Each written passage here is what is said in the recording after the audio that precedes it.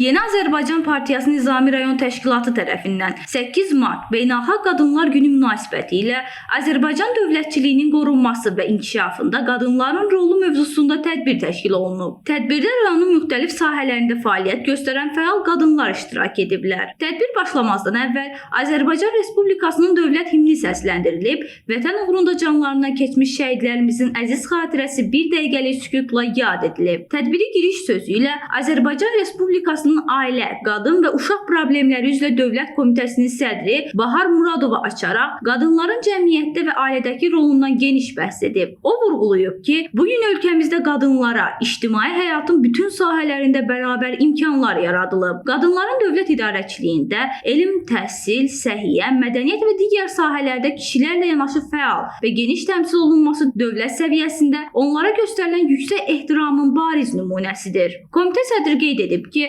Azərbaycan qadını tarix boyu öz müdrikliyi, vətənpərvərliyi və fədakarlığı ilə dövlətçiliyimizin möhkəmlənməsində mühüm rol oynayıb. Nizami rayon İcra Hakimiyyəti başçısının birinci müavini Könül Həsənova çıxış edərək bütün xanımları 8 mart Beynəlxalq Qadınlar Günü münasibəti ilə səmimi qəlbdən təbrik edib. O bildirib ki, adı tarix boyu uca tutulan Azərbaycan qadını bütün dövrlərdə öz istedadı, zəkası, iradəsi və əzmi ilə milli mənəvi dəyərlərimizin qorunub saxlanmasında və gələcək nəsillərə ötürülməsində müstəsna xidmətlər göstərib. Şəhid ailələri adından çıxış edən Vətən müharibəsi şəhidi Anar Əliyevin həyat yoldaşı Vüsalə Əliyeva göstərilən diqqət və qayğıya görə minnətdarlığını bildirib. O qeyd edib ki, şəhid ailələrinə və qazilərə dövlət tərəfindən göstərilən sosial dəstək onların hər zaman diqqət mərkəzinə saxlanıldığını nümayiş etdirir. Vüsalə Əliyeva Azərbaycan qadınının vətənə bağlılığından, ailə dəyərlərinə sədaqətindən və vətənpərvərlik ruhunun aşılanmasındakı rolundan danışıb. Təbrik nitqi ilə çıxış edən Yeni Azərbaycan Partiyası Nizami Rayon Təşkilatının sədri Ramil Vəlibəyov, Milli Məclis deputatı Rasim Musabəyov və digərləri ölkənin, o cümlədən rayonun ictimai, siyasi, sosial-iqtisadi və mədəni həyatında qadınların rolunun yüksək qiymətləndirilməsinə, onlara göstərilən diqqət və qayğıya görə